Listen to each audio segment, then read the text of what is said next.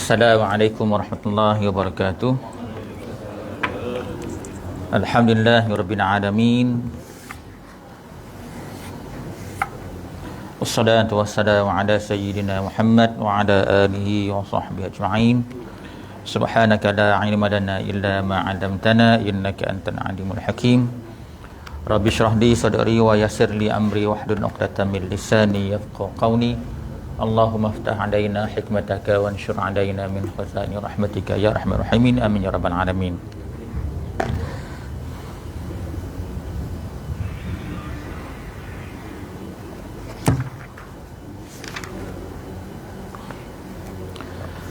InsyaAllah pada malam ni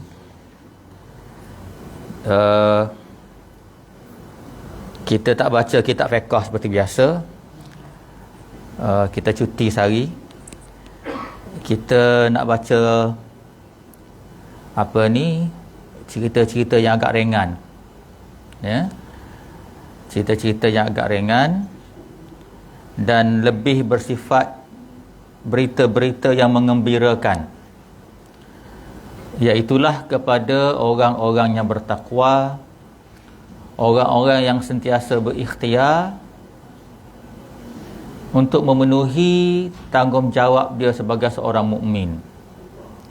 Dia ikhtiar, dia cuba, dia berusaha keras untuk melakukan segala titah perintah dan meninggalkan segala larangan dia.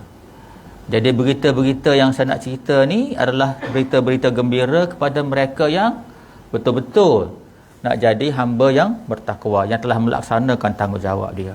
Jadi tanggungjawab dia ni sebagai seorang mukmin banyak sebenarnya, banyak. Yang pertama, jaga akidah. Jangan sampai terbatalnya dua kalimah syahadah kita. Dia jangan sampai terbatal. Jadi kalau kita duk perhati masyarakat kita dan negara kita lah khususnya, kita pun nampak orang Melayu kita ni nampak makin lama makin pelik, makin lama makin pelik. Ya, makin lama makin pelik. Jadi pelik tu ialah di sudut tingkah laku masing-masing tu seolah-olah nak makin jauh daripada agama. Tuan-tuan yang datang ke surau tu alhamdulillah dah. Syukur sangat pada Allah Taala. Allah bagi taufik hidayah boleh mari surau. Tapi tuan-tuan kena sedar, golongan macam kita ni sikit sangat je. Sikit sangat. Yang kat luar tu ramai lagi sebenarnya tak kena tikas semayang pun. Jadi berita-berita gembira yang saya nak sebut ni kepada orang yang jaga akidah dia, jaga Islam dia. Baik, kita terus masuk. Saya baca kitab hadis, ya, kitab hadis ni kitab Baharul Madhi, jilid yang ke-18. Kitab Baharul Madhi ni dia kitab hadis-hadis yang disusun oleh Imam Tirmizi. Tinggal lagi dalam Baharul Madhi ni ada syarah dia. Bukan setakat hadis lah, dia ada syarah dia. Kalau tuan-tuan ada kitab Sunan Tirmizi dekat rumah tu boleh rujuk juga. Tinggal lagi yang ni dia ada syarah dia. Sebenarnya lagi baik lagu tu. Sebab kita ni orang biasa, kita perlukan ulama untuk syarah. Baik, kita masuk terus sekarang. Hadis yang pertama.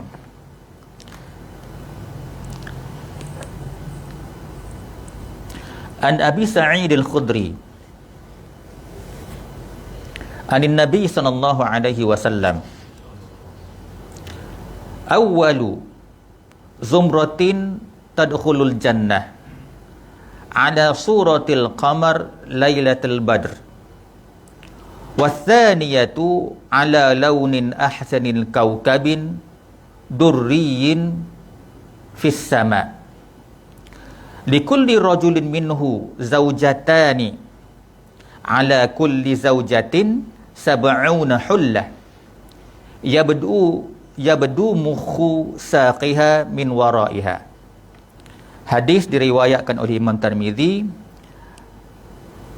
dan hadis ini juga diriwayatkan oleh Imam Muslim, Imam Ahmad dan lain-lain. Berkata Imam At-Tirmizi, hadis ini hasan sahih. Mana hadis sahih lah. Okey, sekarang kita tengok makna dia. Nabi kata, awwalu zumratin tadkhulul jannah.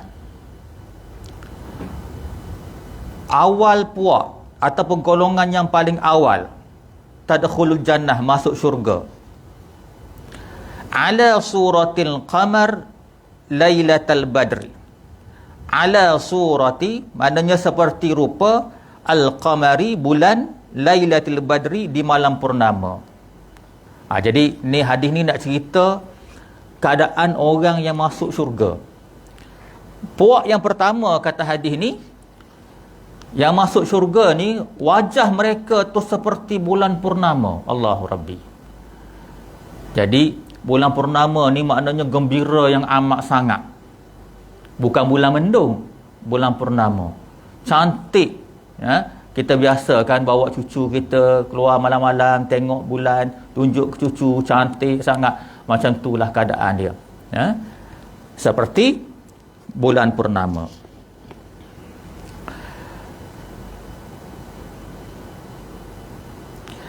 Tinggal lagi ulama sebut golongan yang awal ni siapa? Golongan yang mula-mula masuk syurga ni siapa? Yang ulama sebut golongan yang awal ni terdiri daripada umat Nabi Muhammad sallallahu alaihi wasallam. Ni kelebihan kita tuan-tuan. Ini kelebihan kita, walaupun kita umat yang paling akhir tapi masuk syurga kita dulu. Bahkan bukan setakat masuk syurga, segala urusan-urusan akhirat kita dulu. Kita dulu dibangkitkan di padang mahsyar, kita dulu pergi kepada timbangan amal, kita dulu akan menyeberangi titian sirat, kita dulu akan pergi jumpa dengan telaga Kausar, semua umat Muhammad dulu. Maknanya mulianya kita. Mulianya kita. Satu. Kemudian hadis ni sambung. Wastaniyatu, dan yang keduanya, golongan kedua, ala launi ahsanil kaukabin durriyin fis sama. Golongan kedua, golongan pertama tu macam bulan purnama. Golongan kedua ni wajah mereka seperti bintang gemerlapan di langit. Allahu Rabbi. Maknanya gembira yang amat sangat. Golongan pertama macam bulan purnama. Golongan kedua seperti bintang gemerlapan di langit. Gembira sangat-sangat. Mau tak gembira tuan-tuan? Nombor satu, bila masuk saja alam akhirat, kita takut tuan-tuan. Di padang mahsyar tu takut dah.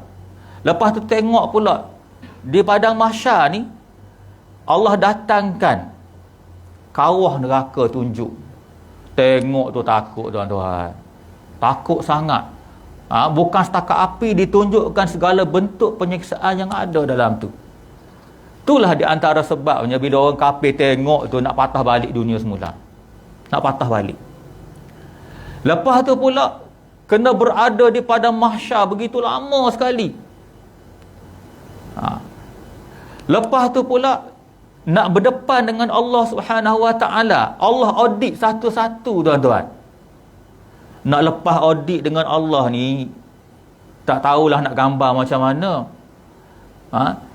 Lebih daripada menggigil lutut kita ni, sejuk kaki tangan.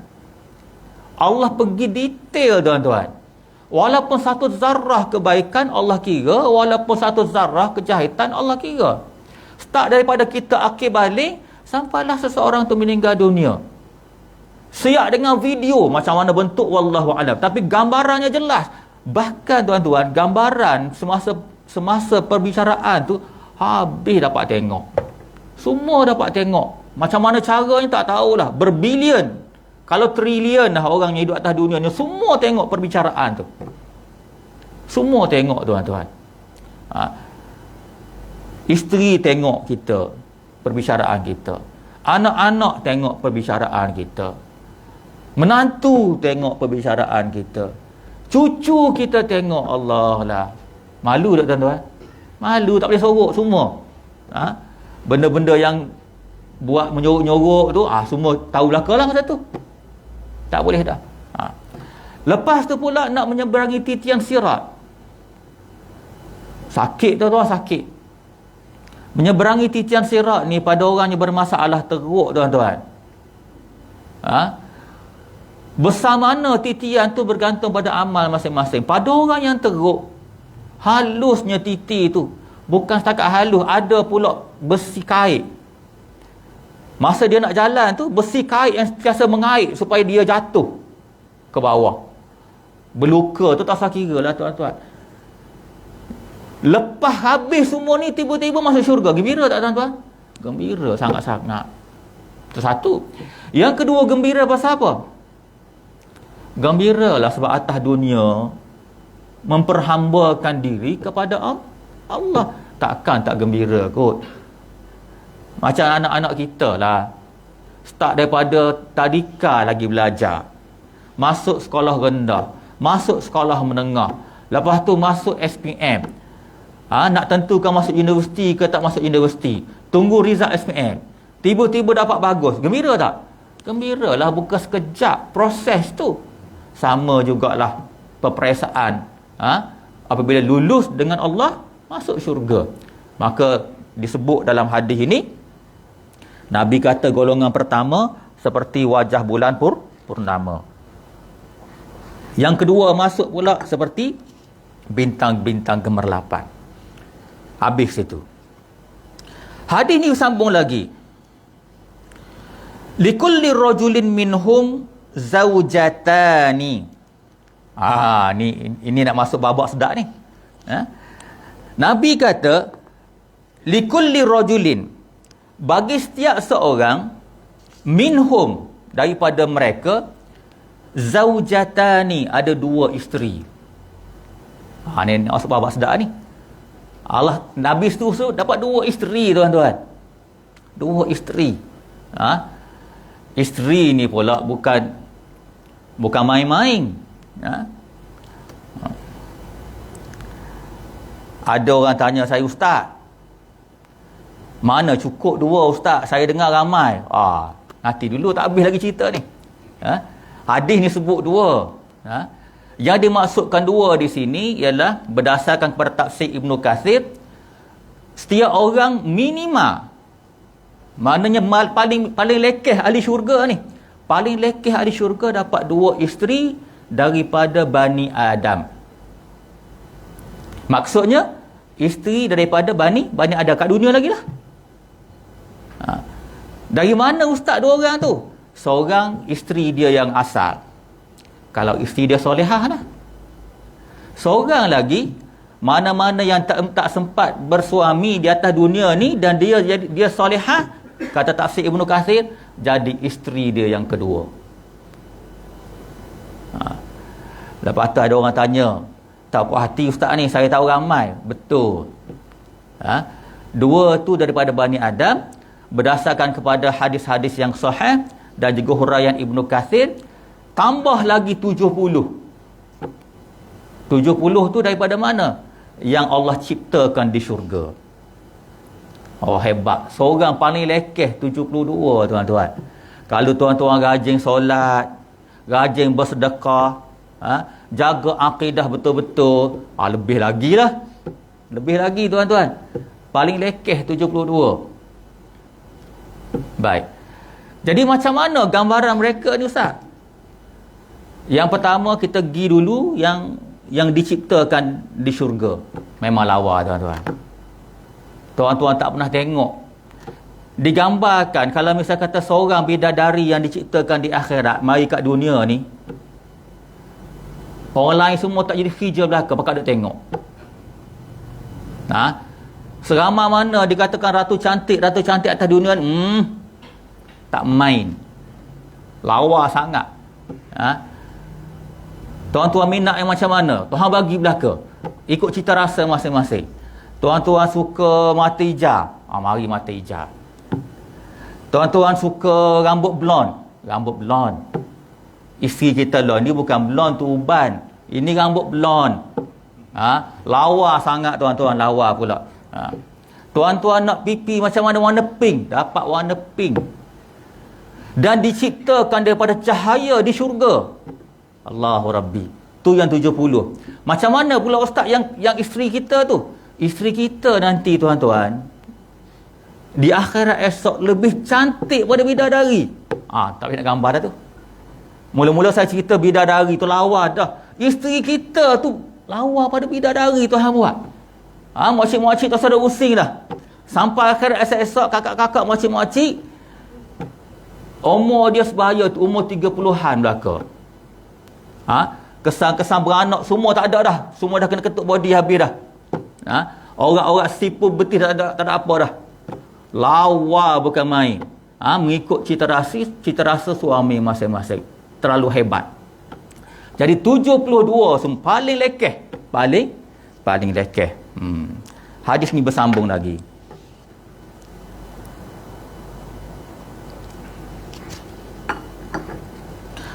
Ala kulli zaujatin, dan setiap isteri itu sab'una hullah, mengenakan 70 pakaian. Atas orang dia pakai 70 pakaian. Macam mana nak gambar tu? Lepas tu dalam hadis lain cerita pula, pakaian tu pula terlalu special. Pakaian tu takkan berkedut, takkan rosak. Kalau kita kat dunia sekarang ni, esok ada nak pergi kenduri kan, gosok saja setengah jam. Tak cukup setengah jam, tambah sejam nak bagi straight. Syurga tak payah gosok tuan-tuan.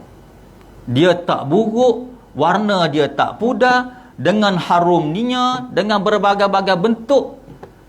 70 dikenakan kepada isteri. Lepas tu boleh disebut dalam hadis lain, tak tengok isteri lagi, tengok baju saja tergoda dah tuan-tuan. Macam mana nak kira tu? Belum tengok isteri lagi akhirat esok. Tengok baju tu yang 70 tu. Kalau kita kira sekarang ni macam mana nak kira?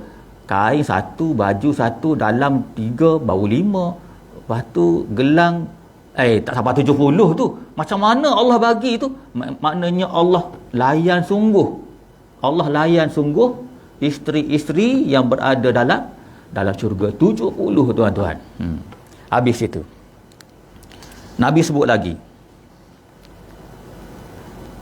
yabdu mukhu, nampak. Mukhu ni kalau tengok kamus maksudnya otak, tapi dibahas, bolehlah difahamkan sebagai nampak bentuk otot. Kalau kita baca yabdu mukhu, nampak bentuk otot, min waraiha, betis dia daripada belakang. Maknanya Allah nak cerita macam mana cantiknya. Nampak betis daripada belakang. Belum tengok tuan lagi, nampak betis daripada belakang tergoda dah. Cantiknya isteri-isteri kita tu, ya. Isteri solehah dah. Bukan yang melawan cakap suami. Melawan cakap suami tak boleh duduk sekali.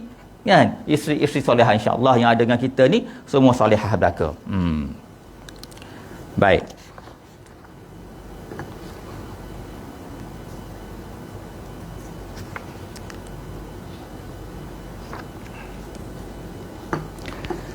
Tadi kita sebut bidadari. Kalau bidadari ni dia lebih untuk lelaki lah. Ada orang tanya saya, Ustaz asyik cerita untuk lelaki je dapat bidadari, kita perempuan macam mana pula? Ada bidadara ke Ustaz? Bidadara tak ada. Tak ada bidadara, tak ada istilah bidadara. Tu ada orang nak reka-reka, nak menyedakkan hati kan? Tak ada. Ya? Akhirat esok-esok tuan-tuan, Allah bagi masing-masing kepada isteri-isteri dan suami-suami masing-masing, dengan nikmat yang dia bagi tu, dia dapat merasakan sangat keadilan Allah sampai tak boleh komplain. Tak boleh komplain tuan-tuan. Tak boleh komplain. Banyaknya benda-benda yang Allah bagi pada perempuan-perempuan dan laki-laki, dia ada kecenderungan masing-masing. Nanti saya akan baca ayat-ayat Al-Quran yang menceritakan perkara ni. Orang lelaki ni, sebelum tu, apa yang Allah bagi di akhirat sebenarnya, dia tak lari daripada kesukaan kita masa di dunia, atau kecenderungan seseorang tu di dunia. Kalau misal kata satu orang lelaki, dia suka satu bentuk hobi, Hobi dia naik motor besar, contoh. Akhirat esok dia dapat, tuan. Dia teringat, ya Allah, ya Tuhanku, aku duduk dalam syurga ni, aku teringat dulu naik motor besar, contohnya. Allah bagi. Tuan-tuan tahu daripada mana motor besar tu keluar? Akhirat esok dia keluar melalui pokok-pokok yang Allah sediakan dalam syurga. Pelepah pokok tu terbelah, keluar benda-benda yang kita inginkan. Disebut dalam hadis riwayat Imam Tirmizi. Sampai masa saya baca. Apa lagi yang kita suka? Katakanlah di dunia ni, abang-abang tengok TV, duk telio tengok kereta Ferrari. Nak beli memang taklah kan, mahal. Sampai 2 juta satu kereta, 1,5 million satu kereta. Tapi duk teringat, sampai syurga teringat Allah bagi. Ada orang suka naik kuda, Allah bagi. Sama juga dengan perempuan. Kat dunia ni apa yang dia nak, apa yang dia suka, sampai akhirat esok dia bagi juga. Baik, itu satu benda saya nak intro. Benda-benda yang Allah bagi di akhirat tu, dia mengikut kesukaan seseorang masa berada di dunia. Baik, pasal bidadari ni, tuan-tuan, disebut dalam banyak nas. Memang orang lelaki ni suka perempuan, kan? Orang perempuan juga suka lelaki, tapi perempuan ni lain. Perempuan ni bila dah ada lelaki, dah ada suami, dia tak fikir dia lelaki. Secara umumnya begitu. Tapi orang lelaki lain. Isteri ada di rumah, contoh dia pergi kerja.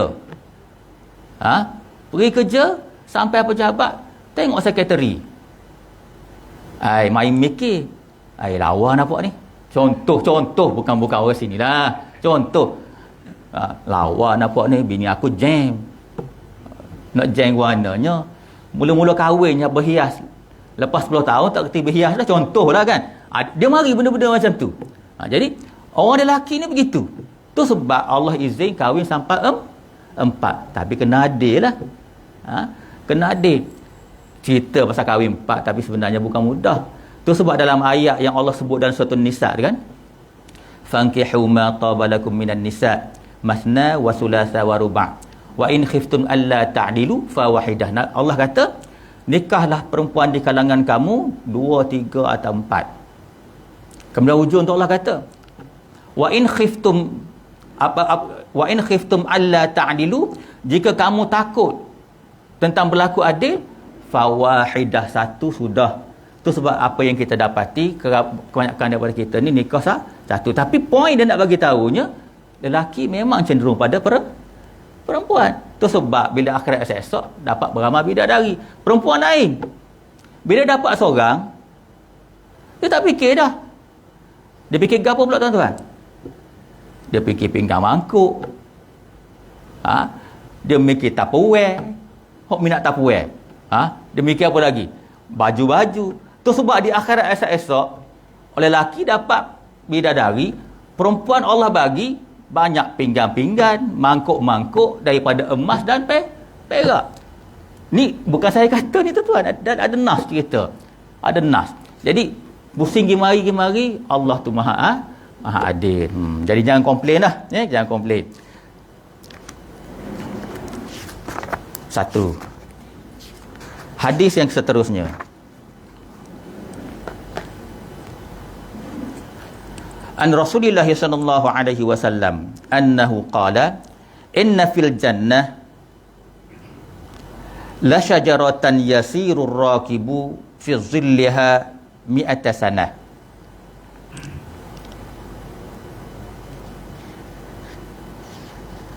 Hadis ini daripada Abu Hurairah dan diriwayatkan oleh Imam At-Tirmizi. Mengikut Imam Tirmizi, hadis ini hadis sahih. Baik. Maksud dia, kata Rasulullah sallallahu alaihi wasallam, inna fil jannah, sesungguhnya dalam syurga itu, la syajaratan, ada pohon, yasirur rakibu, berjalan, ar-rakibu seorang penunggang, maksudnya penunggang kuda lah kata ulama, berjalan seorang penunggang, fi zilliha, mi'ata sanah. Dalam bayang-bayang dia, dalam naungan bayang-bayang dia yang redup tu 100 tahun. Ini bukan 100 tahun dunia ni, 100 tahun akhirat. 100 tahun akhirat. Maknanya sehari dia akhirat sama dengan 1000 tahun dunia. Baik, hadis ni nak cerita pohon dalam syurga nanti Allah siapkan untuk ahli syurga. Kemudian dia nak gambarkan besarnya pohon tu, naungan dia, tempat geduk dia tu, bayang-bayang dia tu, di antara satu hujung ke hujung yang lain, kalau naik kuda, 100 tahun akhirat tak sampai lagi ke hujung sana. Di antara satu hujung ke hujung yang lain, 100 tahun tak sampai lagi ke hujung sana. Baik, apa cerita ni? Nombor satu, dia nak bagi tahu pokok besar-besar. Okey. Yang kedua, dia nak ceritanya seperti mana yang berlaku di dunia. Kita kat dunia kan kita suka bawa anak cucu kita pergi taman, pergi dekat pokok-pokok, duduk bawah pokok, tempat redup, boleh main macam-macam, main bola, main badminton, berkelah lagi, bawa sandwich, bawa ayam golek, semua ada belaka. Jadi naluri manusia ni suka benda-benda begitu. Tinggal lagi pergi Lake Garden, pokok dia tu taklah besar sangat. Yang bahagian redup tu boleh jadi adalah 30 kaki kali 30 kaki. Okey. Baik. Suasana seperti ini ada juga di akhirat. Tinggal lagi, oleh kerana kamu suka tempat redup bawah pokok, Allah bagi tempat redup bawah pokok di akhirat 100 tahun tak habis lagi. Allahu Rabbi. Baik. Ulama menghuraikan hadis ini. Ada banyak lagi hadis-hadis yang lain. Dia kata tempat redup bawah pokok dalam syurga ni, dia akan jadi tempat bermain di kalangan ahli-ahli syurga.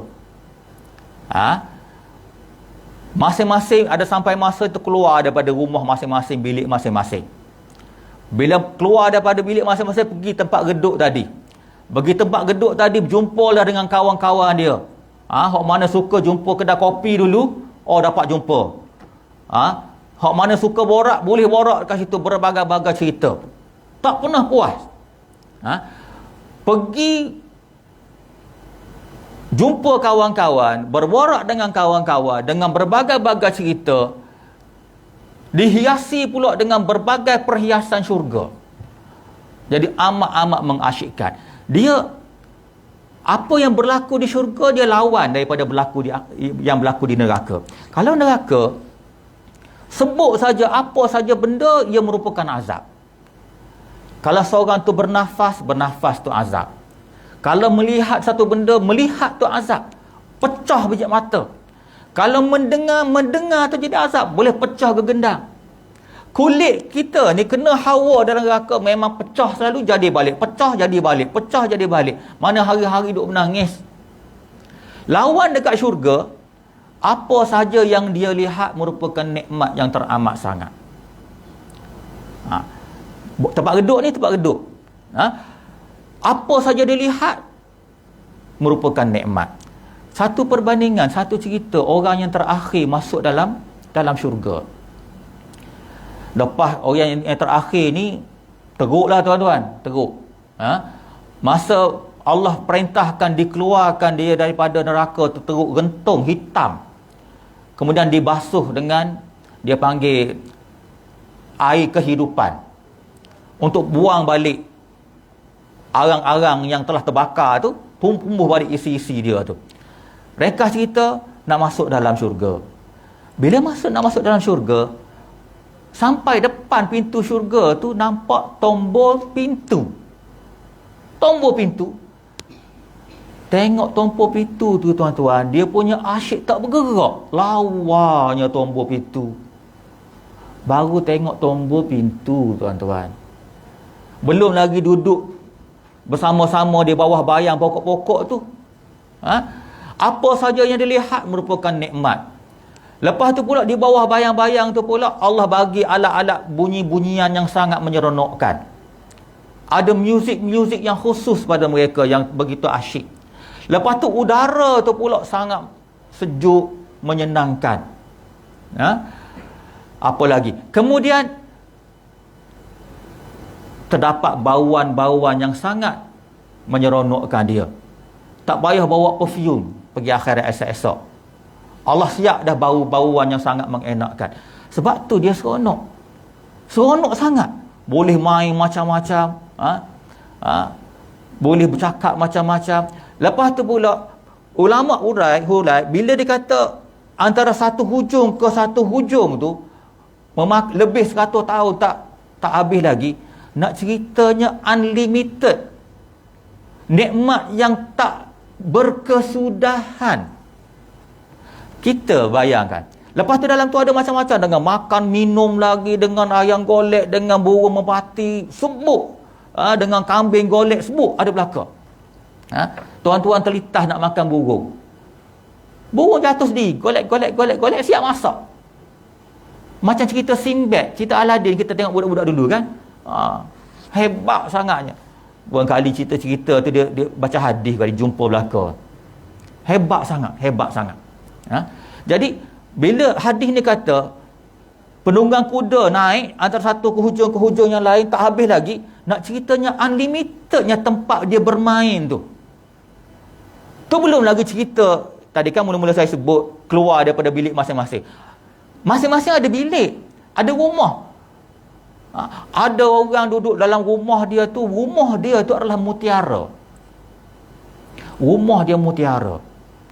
Keluasan bilik dia sejauh mata memandang. Bukan macam bilik kita lah.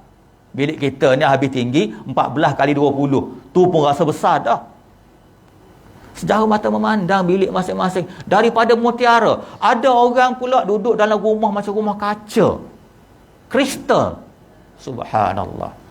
Jadi poin dia nak sebut, bila Nabi kata antara satu hujung ke hujung yang lain, naik kuda tak sampai lagi, nak kitanya unlimitednya nikmat yang tak berkesudahan. Kalau kita makan nasi contoh dia, hujung-hujung minggu ni pergi kenduri, kena pula kat kenduri tu ada kambing golek. Wah, sukanya makanlah nasi kambing golek. Okey, tak apalah, sepinggan tu biasa, 2 pinggan dah kata. Lepas 2 pinggan boleh ambil 3 pinggan? Tak boleh dah tuan-tuan, dah penuh dah perut.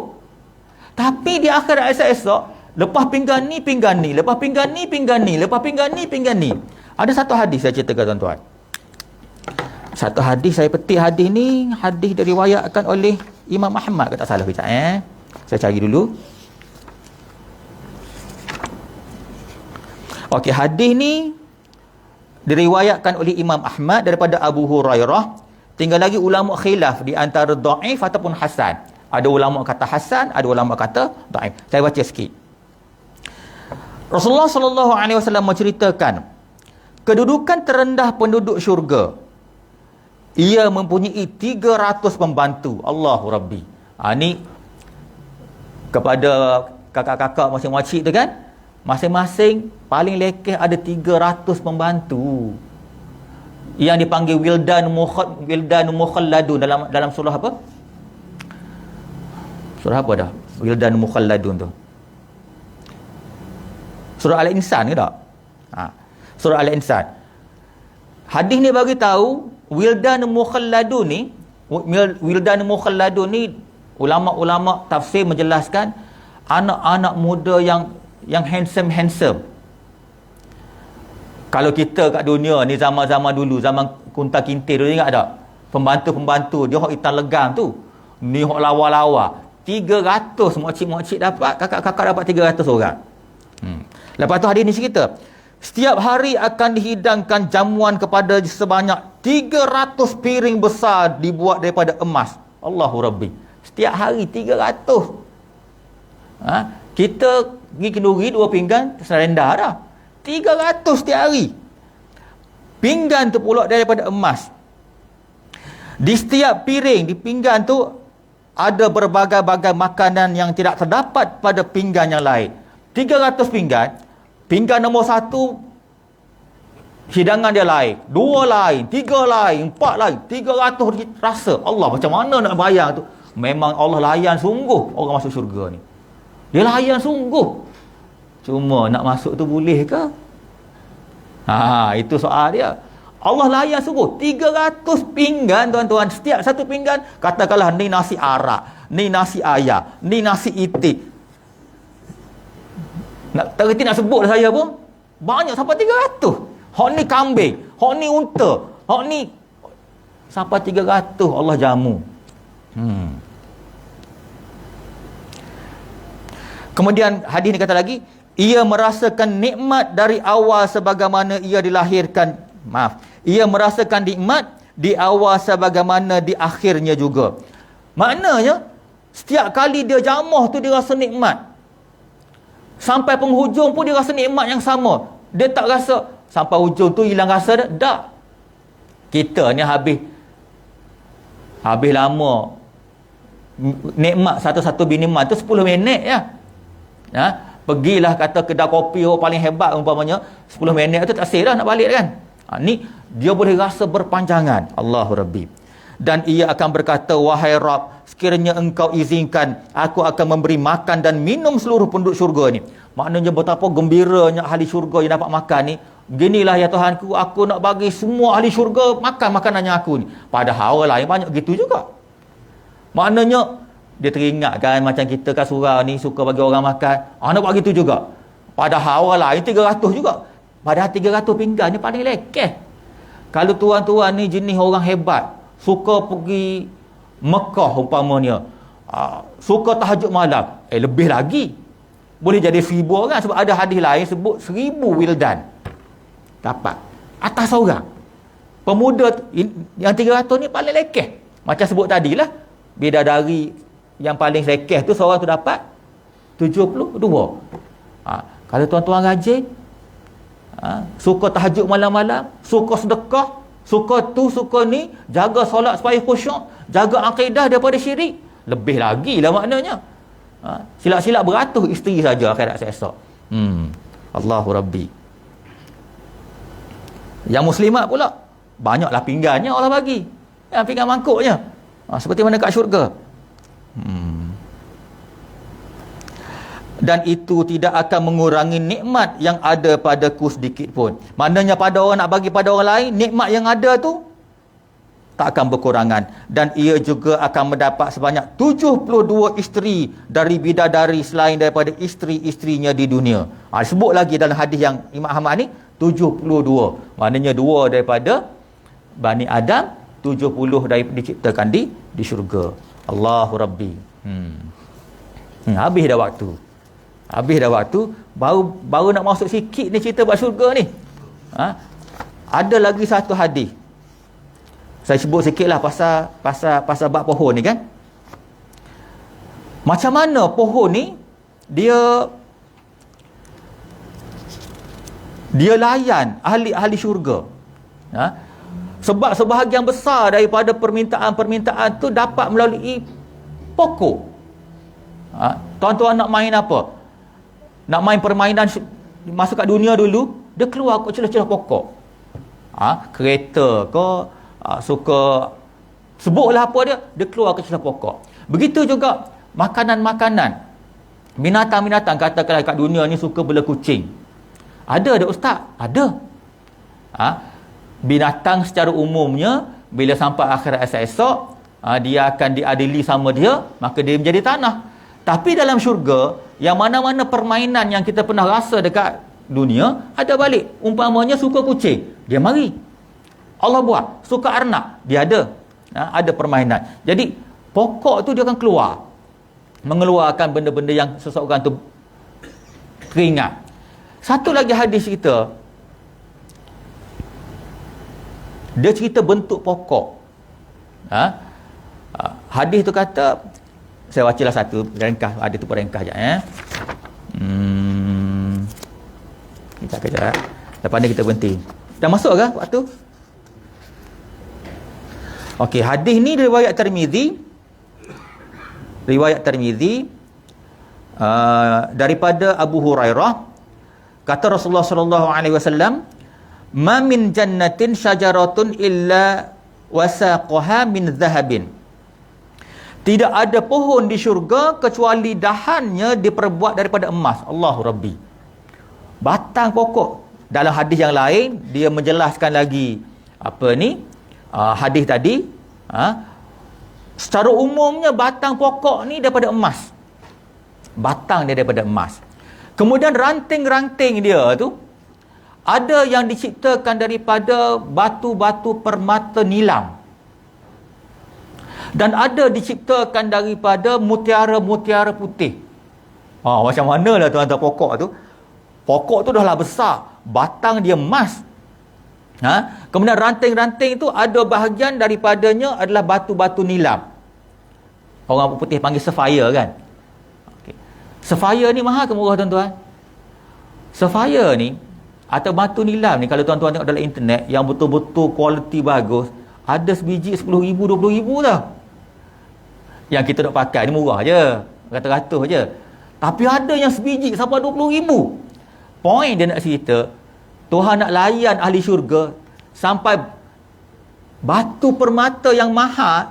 Tentulah yang syurga je lebih mahal pada 20,000 sebiji kan. Yang tu jadi perhiasan pada ahli syurga, pada pokok je tu. Belum benda lain lagi. Belum lagi cerita katil dia hebat tuan-tuan. Lain kalilah ada masa kita cerita katil-katil yang disiap dalam syurga. Hebat-hebat. Tilam dia hebat-hebat.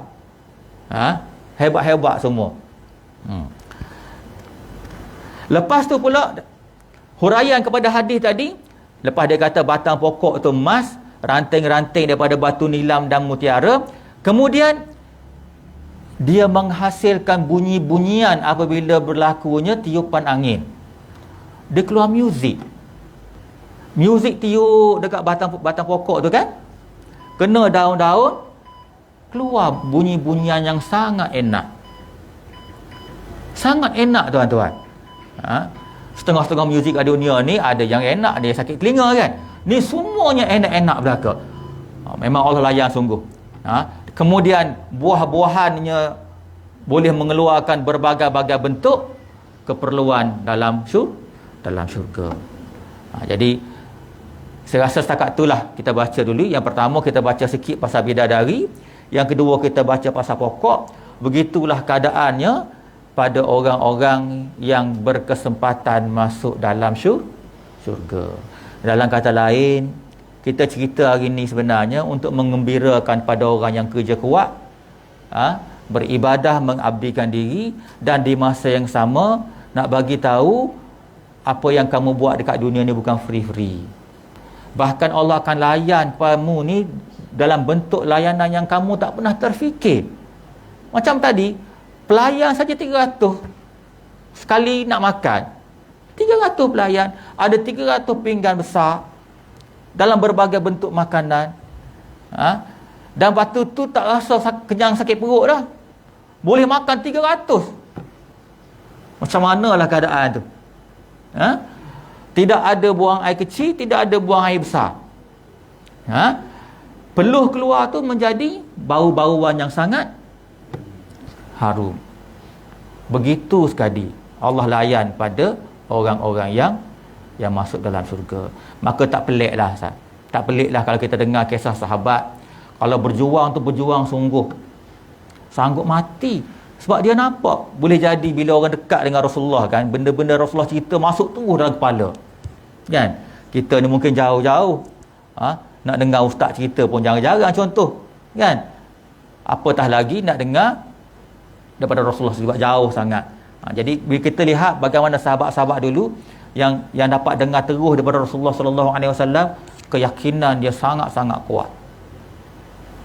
Pernah kita terbayang nak macam mana beraninya 3 orang lawan 1,000 orang di perang Badar, yang 3,000 pula, 300 lawan 1,000 orang di perang Badar, yang 300 tu memang tak ada background askar pun, orang kampung biasa, hamba abdi. Dia berani, tak pernah dilatih pegang senjata pun, dengan penuh kedaifan, akhir sekali menang. Kemudian adalah cerita-cerita malaikat dan tolong dan sebagainya. Tapi poin dia ialah bagaimana keyakinan. Begitu jugalah kita baca sekali-sekala bab syurga-syurga ni, mudah-mudahan dapat menambahkan tahap keyakinan kita pada agama, kepada Allah Subhanahu Wa Taala, dan mudah-mudahan Allah masukkan kita dalam syurga lah kan. Walaupun kita tahu kita ni ada salah silap, jangan lupa taubat lah. Saya pun ada salah silap, tuan-tuan pun begitu juga, kita manusia biasa. Jangan lupa taubat hari-hari. Mudah-mudahan Allah terima taubat kita. Paling-paling tidak kita doalah mudah-mudahan masa Allah nak cabut nyawa kita tu, kita berada di kemuncak keimanan kita. Waktu takut sekali. Sebab ada orang ujung-ujung masa tu dia terbalik. Allah kuat agama, lalu ujung-ujung kiok, mati dalam keadaan bukan Islam. Nyaya tak tuan-tuan? Teruk. Sebab ada hadis kita, tuan-tuan tak percaya, belek kita apa ni, hadis 40. Tak salah saya hadis yang ke antara hadis ke-10 ke 20 tu.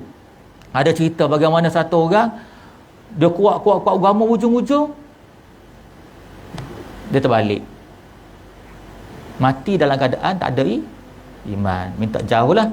Aku qauli hadza wa astaghfirullahal azim li wa lakum. Wassalamualaikum warahmatullahi wabarakatuh.